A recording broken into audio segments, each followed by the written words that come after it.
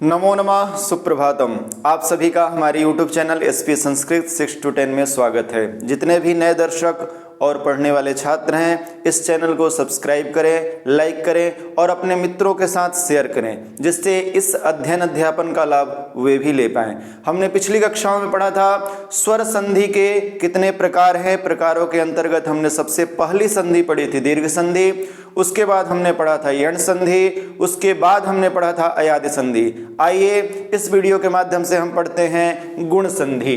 देखिए, गुण संधि जो है वह भी स्वर संधि का एक अंग है। गुण संधि क्या है? स्वर संधि का एक अंग है। इस गुण संधि को करने वाला जो सूत्र है उसका नाम है आद् गुणः।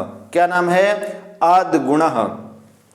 यह सूत्र जो है वही इन नियमों का प्रतिपादन करता है, यानी आद् गुणः सूत्र ही बताता है कि संधि किन किन वर्णों में होगी, यानी गुण संधि कहां कहां पे होगा।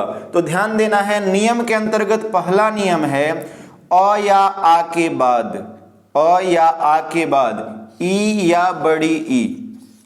अ या आ के बाद ई या बड़ी ई हो तो दोनों को मिलके, यानी अ या आ रहे, उसके बाद ई या ई रहे, कोई भी वर्ण रहे, तो दोनों को मिलके क्या होता है?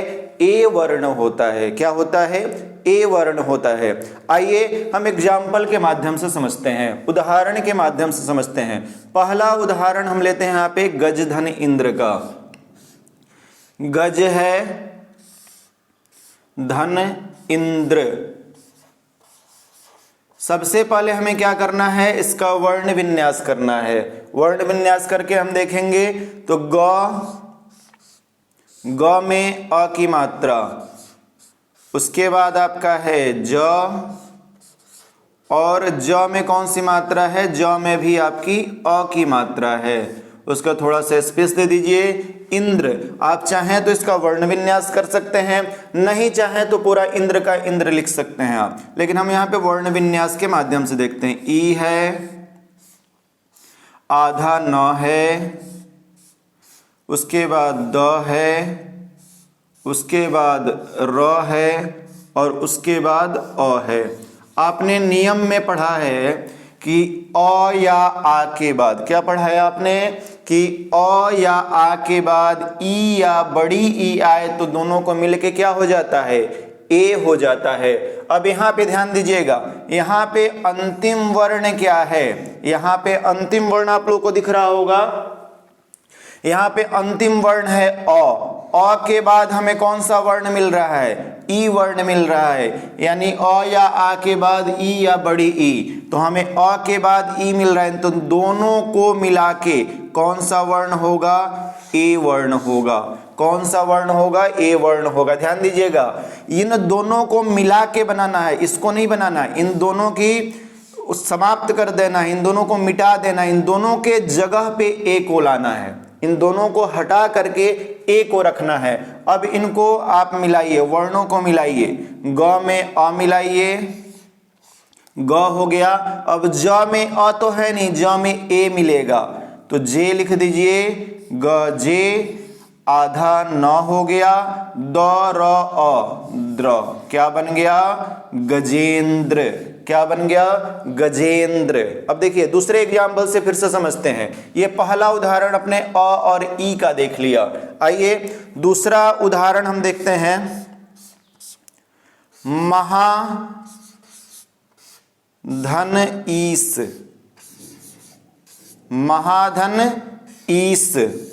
अब इसका भी हम वर्ण विन्यास करेंगे। आप वर्ण विन्यास कीजिए। सबसे पहले होगा म में कौन सी मात्रा है? आप लोग बताएं। म में अ की मात्रा है। म में कौन सी मात्रा है? म में अ की मात्रा है। उसके बाद क्या है? हा है, तो ह में आ की मात्रा है। ह में आ की मात्रा है। उसके बाद क्या है? आप एक छोटा सा स्पेस दें। ईश, यहाँ पे बड़ी ई, उसके बाद है श, और श में क्या है? अ। स में क्या है?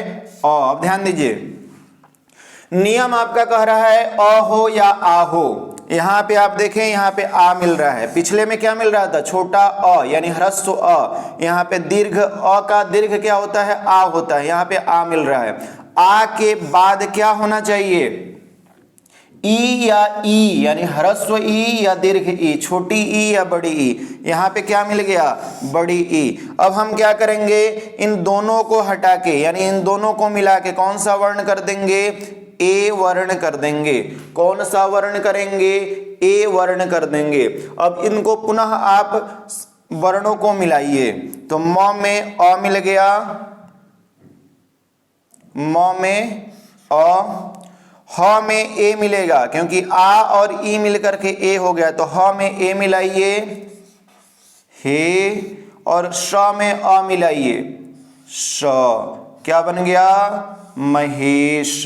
क्या बन गया, महेश बन गया। आइए एक और एग्जाम्पल के माध्यम से हम समझते हैं।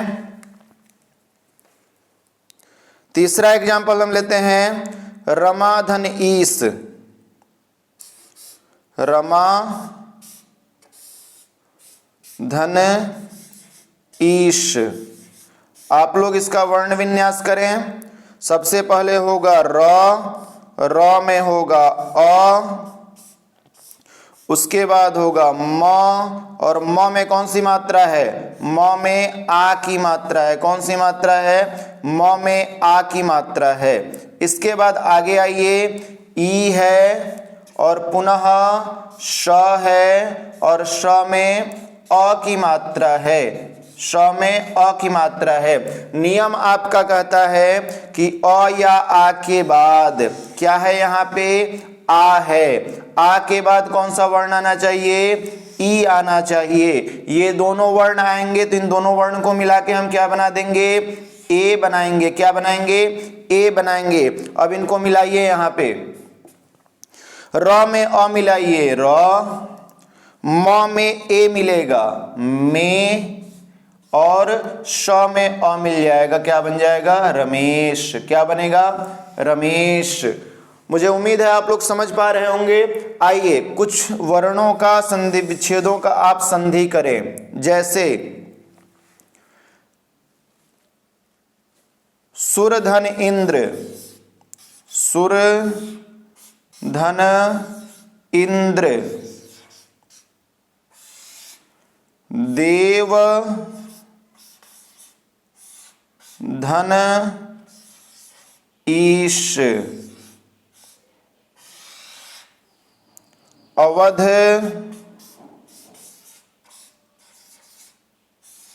धन ईश।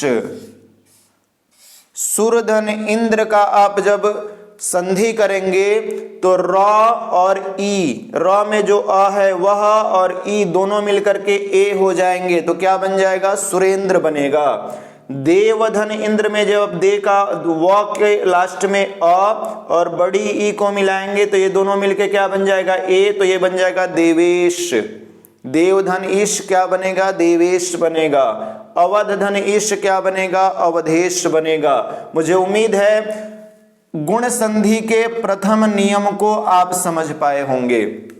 गुण संधि का पहला नियम आप याद रखिएगा, जितने भी ईश से संबद्ध शब्द हैं, ईश जिसमें भी लगा हो, अवधेश, महेश, सुरेश, दिनेश, ये जितने भी ईश वाले शब्द हैं सब में गुण संधि होता है, प्रायः सब में गुण संधि होता है। चलिए अग्रिम वीडियो में हम मिलेंगे दूसरे नियम के साथ। धन्यवाद।